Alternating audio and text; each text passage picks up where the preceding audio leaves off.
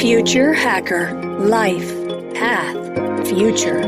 Olá pessoal, aqui é o André Chaves e bem-vindo ao Future Hacker. Hoje vai ser um dia muito especial. Nós vamos fazer 2 episódios com o assunto blockchain. E para conduzir essa entrevista, temos aqui o privilégio de contar com a jornalista, empreendedora, evangelista de inovação, aliada à sustentabilidade, que é a Bárbara Hartz. Bárbara, bem-vinda e ótima entrevista. Obrigada, André.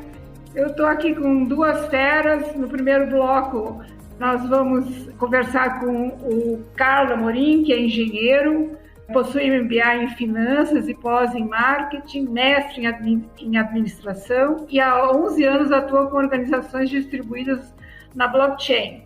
Ele também foi co-iniciador da Prospera, que foi a primeira DAO brasileira, e editor do livro Blockchain Revolution, do Dan Tapscott. É ainda executivo do Blockchain Research Institute no Brasil, diretor da Fiesp e coordenador do programa de extensão em blockchain da GV. Olá, Carlos. Oi, Bárbara. Oi, André. Tudo bem? Tudo. Vamos falar sobre o trabalho, né? A natureza do trabalho está mudando estruturalmente, como a gente tem visto nos últimos tempos. Isso é devido a mudanças tecnológicas muito rápidas, acentuadas pela inteligência artificial e robótica, globalização, crescimento da terceirização e dos freelancers, a chamada economia gig. Então, nesse quadro de pulverização do tecido produtivo, há muitos temores de desemprego. Como a blockchain pode contribuir para responder aos desafios causados pelo impacto dessas mudanças? Tudo tem um lado bom e um lado ruim, né? Com exceção do disco do Pink Floyd, que os 2 lados são bons. De um lado, a blockchain vai aumentar isso, né? A blockchain vai liberar muita gente de trabalhos que são absolutamente massacrantes, trabalho que a gente chama de intelectual mecânico. Aquela coisa de você fazer uma TED, você fazer liberação de fatura, de todo aquele trabalho que você depende de inteligência, mas para desenvolver uma atividade que é repetitiva. Por outro lado, a blockchain permite uma coisa, algo que a gente não tinha visto até agora, que é essa coisa de você conseguir trabalhar sem o intermediário. Ele acaba com os empregos, mas ele libera para o trabalho. O que vai acontecer é que você vai ter uma democratização maior, ou a probabilidade de ter uma democratização maior de acesso aos meios de produção. O que quer dizer isso? Você tem hoje capacidade instalada em excesso, você tem uma abundância de capacidade instalada. Você tem abundância de veículos, você tem abundância de imóveis, você tem abundância de meios de produção, e isso tudo, pela economia industrial, ficava centralizado na mão de um empreendedor. O blockchain permite que você faça acordos temporários de uso e você tenha um compartilhamento, né, do risco de empreender. Então vai ficar mais fácil você empreender, vai ficar mais fácil o trabalhador participar do resultado do trabalho dele. Das grandes estruturas de produção centralizada, isso vai começar a esticar para as pontas, né? Então, por conta do blockchain, estima-se que em 2030 todo bem de consumo não durável que você comprar no supermercado, farmácia, essas coisas, vai ter sido produzido a menos de 20 quilômetros da onde você está efetivamente comprando ele. Então a gente vai ver essa mudança. O que a gente não viu ainda, né, e porque eu odeio esse nome Gig Economy, porque fala-se em precarização do trabalho, fala-se uma série de coisas. Isso é uma bobagem que não tem tamanho. Você está dando autonomia para o cara escolher o que fazer. Óbvio que quando você começa alguma coisa, vai aparecer emprego de motorista, vai aparecer emprego de entregador, vai aparecer emprego de faxineira, de serviços gerais, porque são esses os que estão na fronteira. Na hora que você tem uma expansão desse novo modelo de trabalho, esses caras são pegos primeiro. E que são os que estão sendo colocados à disposição do mercado primeiro. Mas isso vai chegar no engenheiro, isso vai chegar no advogado, isso vai chegar no arquiteto, isso vai chegar em todas as camadas profissionais, até daquelas que não foram criadas. E você vai ter a federalização das grandes corporações. Você não vai ter um quadro de contadores, um quadro de advogados, um quadro de profissionais de marketing. você vai contratar empresas individuais ou você vai contratar equipes por tarefa que vão trabalhar para a sua empresa ou vão trabalhar para outras empresas que vão estar oferecendo seus serviços por meio de uma, não melhor remuneração fixa, mas por uma participação nos negócios. A gente já está ensaiando esse tipo de modelo, nós estamos ensaiando isso com educação, estamos ensaiando isso com engenharia e na área de consultoria em gestão, no que a gente chama de organizações autônomas distribuídas. Esses 3 modelos estão sendo prototipados, alguns MVPs já estão em fase final de elaboração e a gente já está procurando projetos pilotos para ensaiar esse modelo. Nosso objetivo é chegar ao final de 2021 mobilizando aí 3, 4 mil pessoas trabalhando nesse novo esquema de produção, que eu brinquei que isso acaba sendo um marxismo de mercado. Que você tem o trabalhador, você tem o profissional, sócio do meio de produção no mesmo nível do dono do meio de produção. E essas estruturas vão se formar e vão se desformar de acordo com a demanda. São muitas mudanças no modelo de negócios, não é? Você poderia explicar quais são as opções de modelos de negócio? Como é que as pessoas podem se organizar com esses novos modelos de negócio? A opção que a gente escolheu, né, esse negócio que a gente chama de organização autônoma distribuída, ele é um modelo que ele vai, num princípio, que eu diria um pouco contracorrente, né? Ninguém aqui é obrigado a colaborar por um bem maior ou por algo altruísta. A gente acha que as pessoas vão colaborar porque é mais vantajoso para elas trabalhar em equipe com transparência e com conceitos de liderança e governança móveis e não estabelecidos hierarquicamente. E a gente vem prototipando isso há 4 anos. Começamos com o projeto do livro Blockchain Revolution e de 2018 para cá começamos a trabalhar em educação, em eventos e alguns modelos de negócio que eram mais fáceis para a gente validar esse processo. Nós vamos entrar numa época em que você é sócio da equipe, você não tem um salário, você não tem um pagamento garantido, você não tem uma escada hierárquica para subir, aonde você tem, a cada degrau que você sobe, você tem menos oportunidades para aqueles que estão embaixo, o que cria uma competição dentro da própria empresa. Nós estamos falando de você trabalhar numa organização onde todo mundo tem o mesmo nível, onde a liderança é pelo comprometimento desse líder em tocar uma determinada tarefa, entregar um determinado produto ou serviço, e a compreensão de todo mundo que quando um cara tropeça, não adianta eu ir correndo contar para o chefe ou ir fazer algum tipo de atividade porque eu quero pegar o lugar dele nessa corrida da escada hierárquica. Ele vai, na verdade, ajudar aquele cara, porque se aquele cara não entrega a tarefa, a organização como um todo perde. São modelos que trabalham com transparência, trabalham com informações abertas para todos os participantes e que não eram possíveis até que uma tecnologia como a blockchain surgisse. Utilizando o blockchain, não tem como você alterar alguma informação, não tem como você esconder determinadas informações do grupo. Então você consegue dar segurança de que todo o trabalho realizado é medido e é remunerado. Então as pessoas não começam a olhar uma para as outras com desconfiança para saber, olha, será que estão medindo o que eu estou fazendo? Olha, será que eu estou recebendo o que é justo? Olha, será que aquele cara está fazendo alguma coisa e não está só enrolando e vai receber um dinheiro que ele não merece? Você tira isso da equação. Então quando você tira isso da equação, fica fácil você confiar, fica fácil você colaborar com o cara. Porque você sabe que quanto mais você trabalhar, mais você recebe da participação nos resultados que aquele projeto vai oferir. Você tira muito essa política corporativa, você tira muito essa coisa de eu ter que passar a coisa para o meu chefe arbitrar uma decisão a meu favor.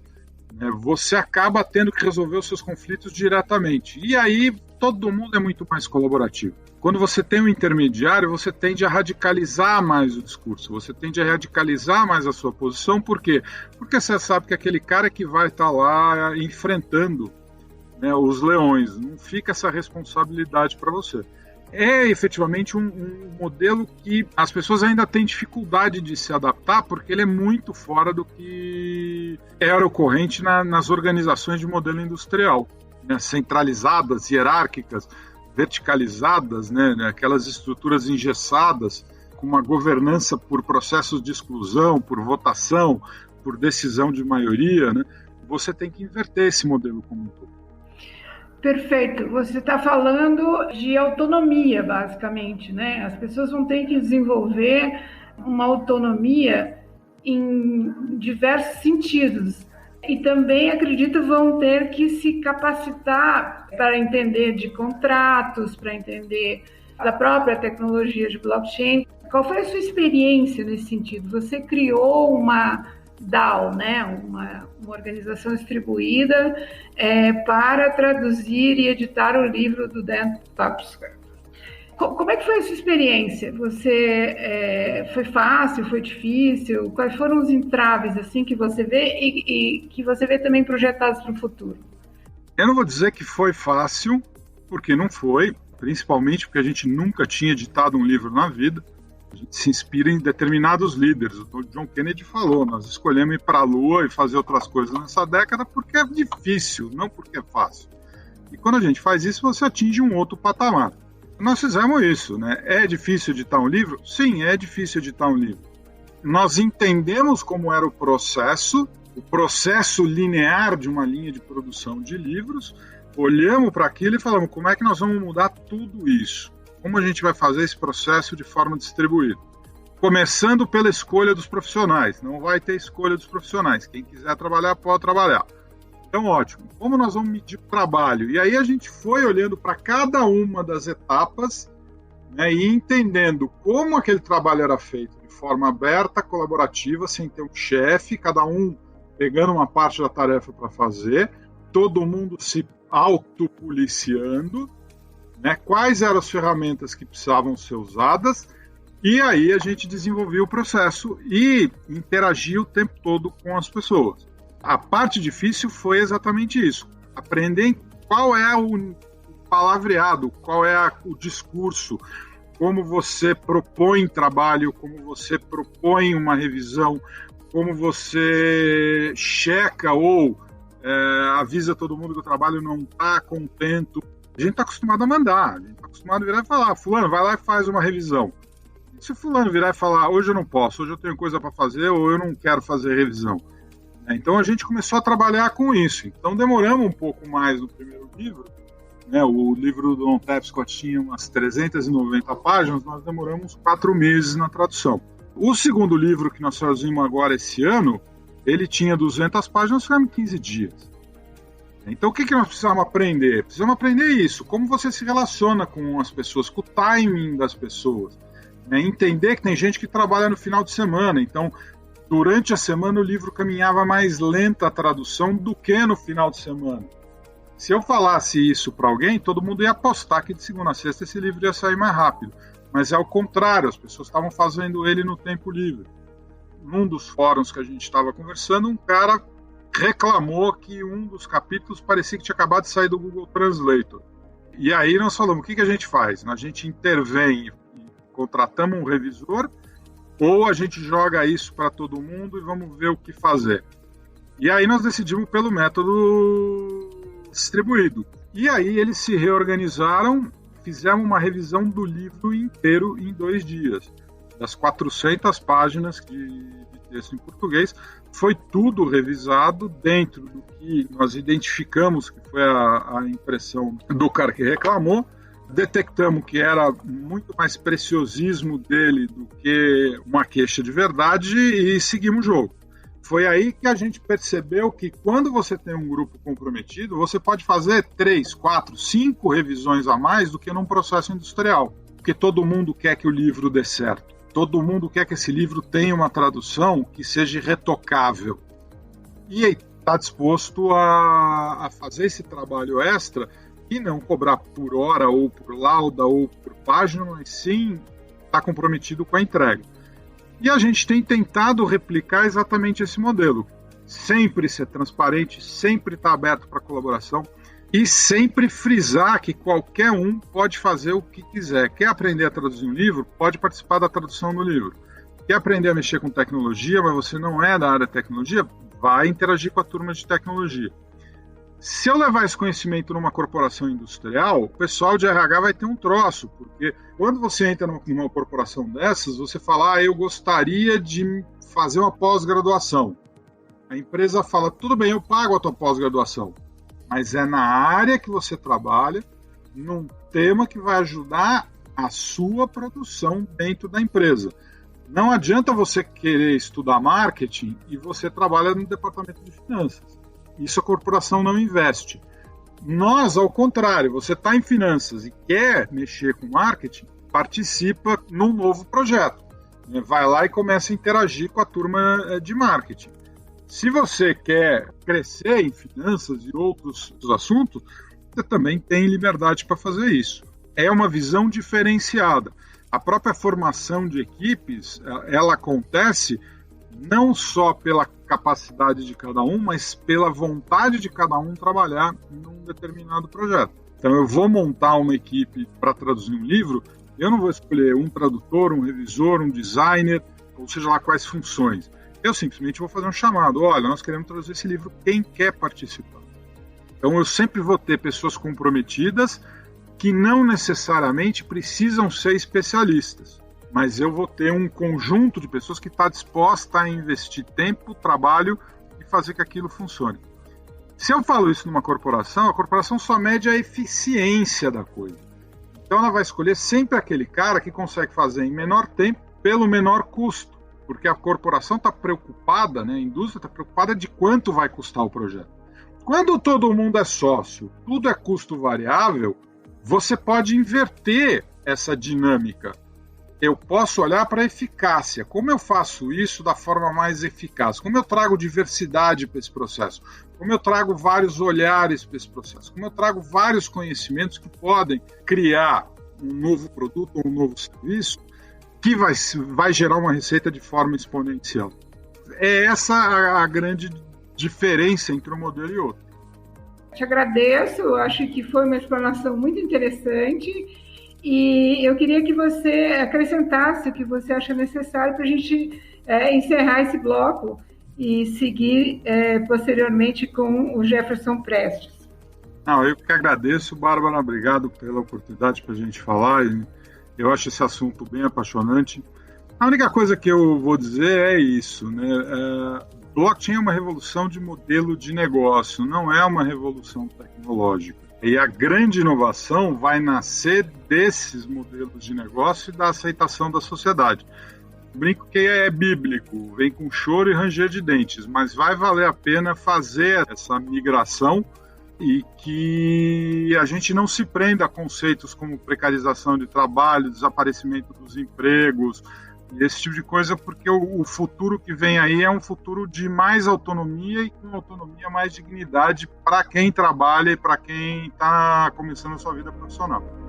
Muito bom, pessoal. Vamos agora encerrar esse primeiro bloco e agora vamos para o segundo, com o Carl Amorim e com a Bárbara Hart. Future Hacker. Life.